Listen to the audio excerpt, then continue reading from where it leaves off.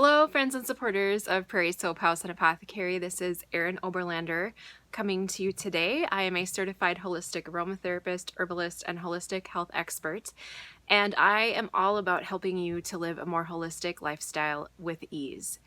So today, what I want to talk to you about is a very common summertime concern. If you can see my skin, you will probably already see what the video is about, and that is about sunburns. So today, and I don't recommend trying to go get a sunburn, but you know, we're human and sometimes we get caught in a situation where we don't have anything to cover up with and we're there for a while, or you know, sometimes the sun just kind of surprises us with its intensity. And when that happens, oftentimes our skin is dry, it's hot, it's irritated, it can be uncomfortable even to go to sleep. So I wanted to give you a few ideas of some things from an aromatherapy standpoint that can be really, really helpful when dealing with a sunburn. So I want to talk to you about gels. Gel, G-E-L-S is the word that I'm saying. That is an aromatic preparation that a lot of people don't realize is a part of aromatherapy. And what a gel is it's anything in an aloe vera base.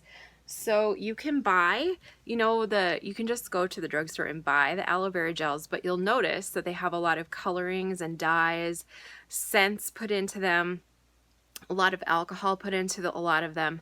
What all of that means is that you are putting things onto your skin that aren't actually beneficial to your skin. Those synthetic dyes, the preservatives, the chemicals, they are not benefiting your skin, and in fact they're quite toxic to the skin and are absorbed into your body. Anything that's on your skin longer than, I believe it's 24 seconds, is absorbed into your body. So we don't want that. We want to deal with a pure preparation that is going to be completely therapeutic.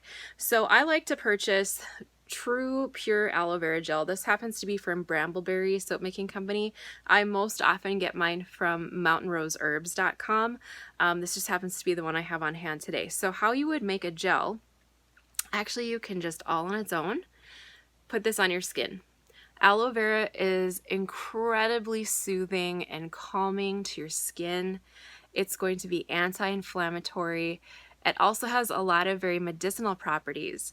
So if you look into aloe vera just on its own and historically what it's been used for anti-aging, it's been used for anti-cancer, it's been used for all kinds of amazing things for the skin health. It's also used internally to soothe the digestive system, the GI tract.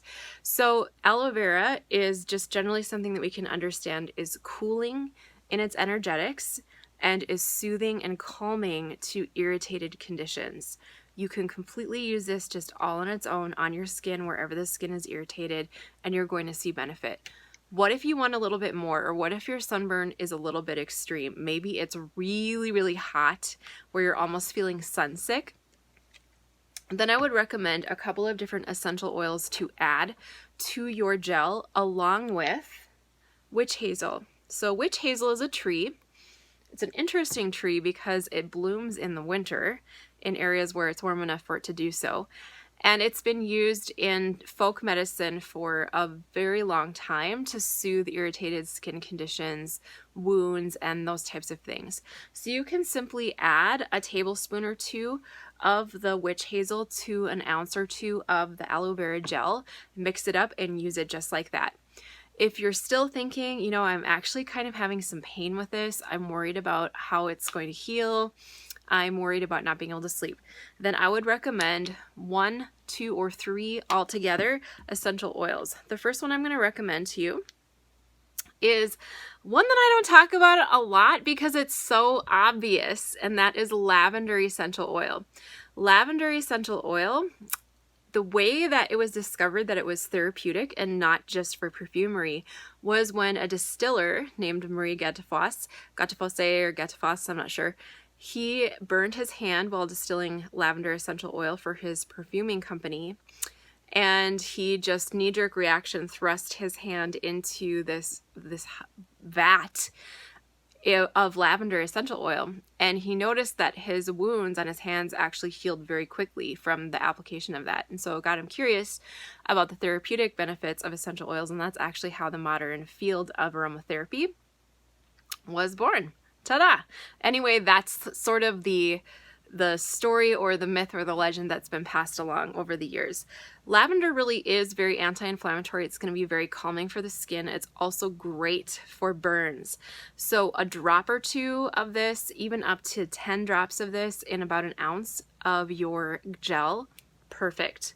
If your skin is just hot and you can't get it to calm down, you can go for something that's really cooling energetically. And when we go to something that has a higher menthol content like peppermint, we are going to want to make sure that we use less of that in our gel because it's so strong. You're not going to need a lot of this in order to experience the benefits, whereas if you put too much in, you might actually find that it is painful. So 1 or 2 drops to start in your gel, one or two in your ounce of gel. Blend, blend, blend, shake, shake, shake.